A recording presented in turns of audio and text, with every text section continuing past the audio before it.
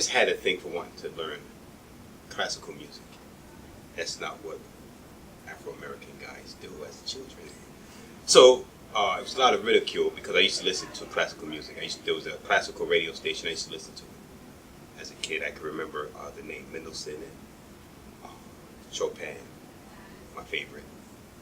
And but it didn't set too good with the environment and the sociological atmosphere. So I forgot about it. Got involved in the street things, which led me to prison. And what really started the thing with learning the piano, I was in Elmira. And while I'm ashamed of that part of my life, I'm kind of grateful for the experience, the things that I've learned. It turned my life around, you know. I was in Elmira, and in the cell, there's not too much to do.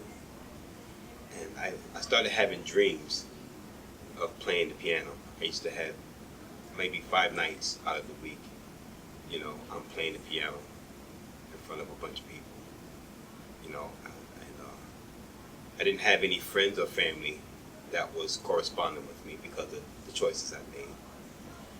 And so I didn't have access to books or keyboard or anything. So I would say about 18 months into my visitation, I made up my mind that I was going to learn because I was having these dreams, and this thing inside me was saying, you know, I found peace. I found so much peace in my dreams playing the piano that I really didn't want to wake up. You know, that was crazy. So I said, well, if I'm going to have if I want that same kind of peace that I have in my dreams, then let me start doing it when I'm awake, and maybe I'll have some peace in the chaotic environment that I was in. So they had a piano down in the chapel, so I started going to the church services just to listen to the lady play the piano. And so she let me measure the keys. And, you know, she asked me why. I said because I wanted to draw a picture of a keyboard for myself. So they let me do it. So it took me about 3 weeks to get cardboard because you really don't have access to it. I had to write the superintendent and all this and explain why you want it in your cell. So I didn't think he would let me do it, but he granted me to have 4 pieces of cardboard. So I drew a cardboard keyboard. And I got a book on theory, teaching basic piano theory. So I would sit in my cell after my program hours, because you know I was studying for my GED at the time, and I would sit there, like, fold my mattress back, and I would have a bucket. The bucket was my chair, and I would spread my cardboard keyboard out, and I would read the book, and I would practice the fingering on my cardboard keyboard for the scales.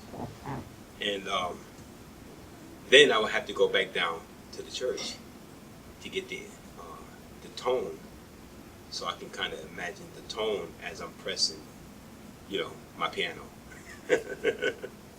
People thought I was crazy because they would come by my cell and they would see me sitting down, like, really intense with my book open in front of me and my cardboard keyboard in front of me, and I'm running my fingers on this thing. They thought I was, you know, I kind of snapped. Pressure broke me. So I did that for about 2 years, and then I got transferred to another facility, and I couldn't take my cardboard keyboard with me. So I got to the next facility, and the process started again. I read another book, Hannon's book of 50 finger exercises, and I just bought the book too. So I started, I made another cardboard keyboard. I had to go through the same process. They contacted the superintendent from another prison, and he, you know, verified my story. And so they let me do it. So I continued just practicing on my cardboard keyboard. I would go to the church services to listen to them play and to ask little questions here and there, how to read the notes and how to, you know, learn how to write the notes and the staff and all this other stuff. Stuff that the book really didn't give you. And so I actually touched my first piano in 2000.